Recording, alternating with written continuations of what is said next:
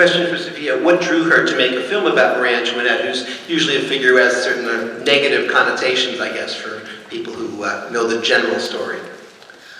Yeah, I didn't know very much about her except for, just the myths of this iconic, decadent, evil queen of France. And so when I started reading about her from Antoinette Fraser's biography, I was struck by how young she was. She was this 14-year-old kid, and just reading about the side of this real person who had a lot of sympathetic qualities as well as flaws, that she was very human. I thought it was interesting because I didn't know all these things about her, to show the real person behind all the myths, that, because they're so based on inaccuracy.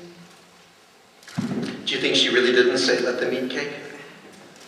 Yeah, there's no record of that? No record of that. Apparently someone else said it before her. Yes, ma'am. Questions are about the use of music, which this viewer says speaks to a younger generation than even, say, Antoinette Fraser's biography. When I thought about making a film of Marie Antoinette and what my approach should be, the challenge of how to make her portrait and something that I wanted to see in my style, and I wanted to make an impressionistic view of her, from her point of view, and so all the music I wanted to reflect the emotions that the character was having at that time, and to contrast the world of the adults in the court life with the more the music of the period, and then contrast the world of the teenagers with more contemporary, exciting music to show the energy of them. Is this more Paris Hilton or Princess Diana? No. Neither, I think, is the answer to that. Yeah. Yes.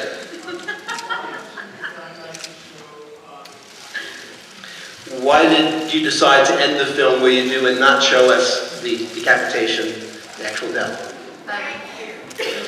Thanks.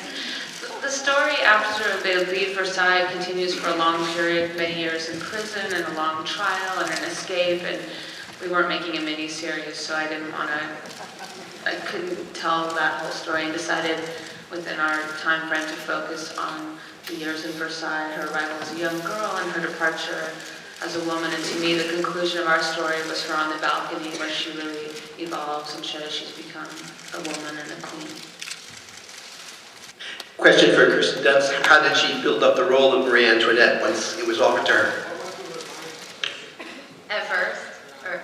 Well, Sofia brought it to me, so already I knew that it would be something different from a normal way of approaching a historical figure, and she forced me to look at her in such a personal way that I had never looked at somebody in history before, and there's so many opinions on Marie Antoinette, and I could have a freedom in finding my own and trying to find an essence of her and not judging her, and understand her point of view as a woman, whatever mistakes she made. Wondering about the inclusion during the montage of shoes and food of Chuck Taylor All-Star sneaker. Those were just on set at one point, and my brother was shooting that montage and did one shot with that in just for fun because he thought I would like it, and we decided to leave it in just, to have a playful element, and it's a teenage world, and for fun. Yes. Because I could. Jason, maybe I'll ask you to go with that one. The development in the beginning, when, as this viewer says, there's so little dialogue that really comes between the characters. Well, I don't want to, like I said, it was really important. Like, Sofia really helped me. We did a lot of talking about what my character was saying inside, and I don't, without sounding too inside the actor's studio about it, Your favorite group, which I love inside the actor's studio, and I often find I'm inside the actor's studio right now. The truth is that I thought it'd be interesting to play a character who although instead of playing like he didn't say a lot to her, I wanted to try and play it where he couldn't, which I think is different.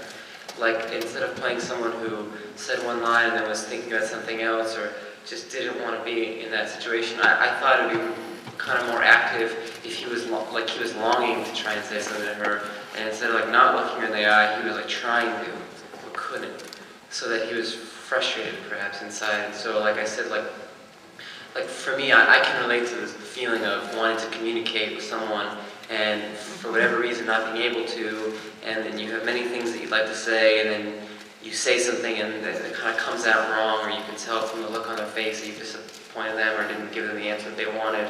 And you think about correcting that sentence but don't, and being okay with just leaving it kind of perplexing and puzzling. And I think that for me that was like a lot of the character was just coming up in my head with the things that he wanted to say. So every time she asked me a question, there was a lot that I wanted to say to her, I just couldn't find the words to because I was awkward.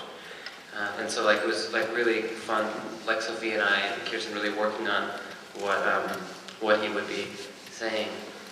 Why are you guys laughing at me? You're talking a lot about not talking. Yeah. Story of my life. No, it's a big Sofia, was there ever any time that you improvised with the actors or just let scenes go? Because there's such an incredible looseness to especially out of the scenes in Trianon, for example. I was just wondering how you directed those. Did you rehearse them, or what was your process for that? Yeah, we improvised a lot during the rehearsal period, especially with Kirsten and Jason, and then we get ideas that we would apply when we were filming. And then certain scenes were more choreographed with the ritualistic aspect, but then when we were in the looser Petit Trianon or in a party, we would improvise more to have a feeling of a real party. Yes, ma'am. Questions about the use of, well, accents in the film, that even though people took writing lessons and etiquette lessons, in fact, Jason and Kirsten have American accents, others have British or French or other accents. What was the thought behind that? Yeah, I decided just to have everyone do their own accents and mix them together. That Versailles was a place where people were from all over, and I thought it would be more distracting. We weren't going to do the movie in 18th century French, so it didn't make sense to have them do British period movie accent, or so I thought it'd be the least distracting and the most just that you could forget and just hopefully enjoy the film. Just have everyone do their own neutral accent. And I remember when I saw Amadeus, I was struck. They really felt like real people. They weren't doing accents; they were just speaking in their own voices, and I thought that worked well. Okay, yeah. Because there was a Japanese producer attached to the film, wondering if, I guess, Sofia Coppola was interested in doing another film in Japan. Is that a sequel? A sequel to? A follow-up to Lost in Translation? Follow-up to Lost in Translation, sorry. Lost again in translation.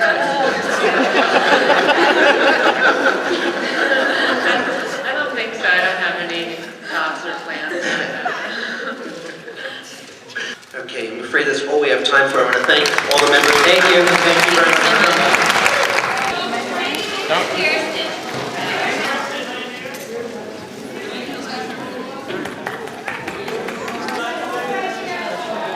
That looks wrong, Kirsten.